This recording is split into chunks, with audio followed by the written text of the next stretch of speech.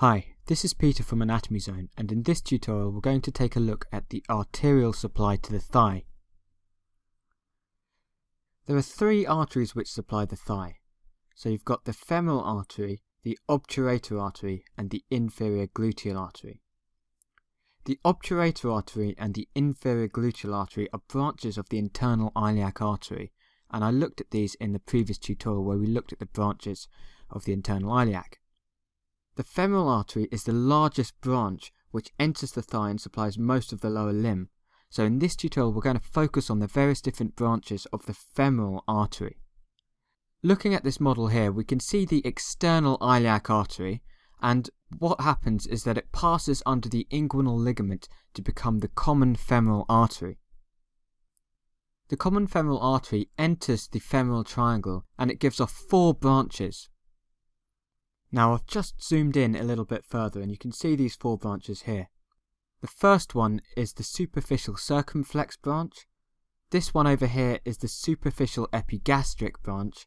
And then we've got the superficial external pudendal and the deep external pudendal arteries. So those are the four branches which come off the common femoral artery. Now moving a bit further down, we can see that there's several branches which are given off in the thigh. So you've got the deep artery of the thigh, which is called the profunda femoris artery, and you can see that here. This artery is the main supply to the adductor, the extensor and the flexor muscles of the thigh. The profunda femoris artery gives off three main branches. You've got the lateral circumflex, the medial circumflex, and then you've got perforating arteries, perforating branches. So the lateral circumflex artery has three branches. The first one you can see here is the descending branch, and then coming up to the shaft of the femur you've got two branches. One ascends up onto the neck of the femur, and the other one is called the transverse branch, and it winds round laterally around the proximal shaft of the femur, as you can see here. So the medial circumflex artery you can see here coming off a bit more posteriorly from the profunda femoris artery. And if I just rotate the model around, you can see how it has two branches. So it's got one branch which, like the branch of the lateral circumflex artery, ascends. So there's an ascending branch which anastomoses with the ascending branch of the lateral circumflex artery, and you can see that here. And there's also a transverse branch which also anastomoses with the transverse branch of the lateral circumflex artery. So the lateral and medial circumflex branches arise quite proximally on the profunda femoris artery, and if we move distally we can take a look at the perforating branches. So if I just rotate the model around slightly, you can see that there's three perforating branches and one terminal branch.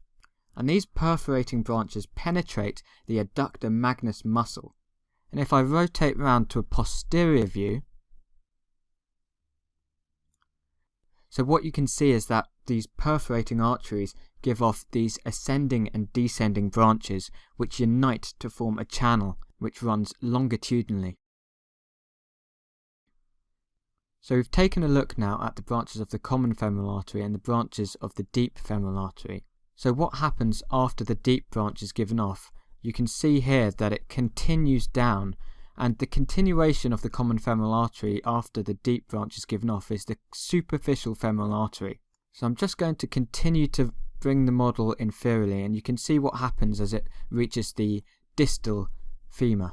So the superficial femoral artery then passes through this hole in the adductor magnus muscle known as the adductor hiatus.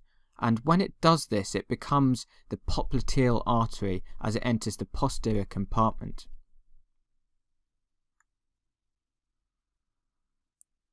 Now just before the superficial femoral artery leaves via the adductor hiatus, it gives off this branch known as the descending genicular artery.